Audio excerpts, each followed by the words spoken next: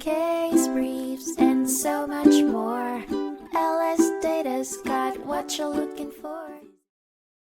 Robert Bosch LLC sued Pylon Manufacturing Corp. in 2008 over the infringement of 4 patents related to beam-type blades, which Bosch develops and sells. Bosch claimed the infringement caused pricing erosion and loss of market share and customers. The district court denied a permanent injunction, but the Court of Appeals reversed this decision, finding that there was overwhelming evidence of direct competition and Bosch demonstrated irreparable harm.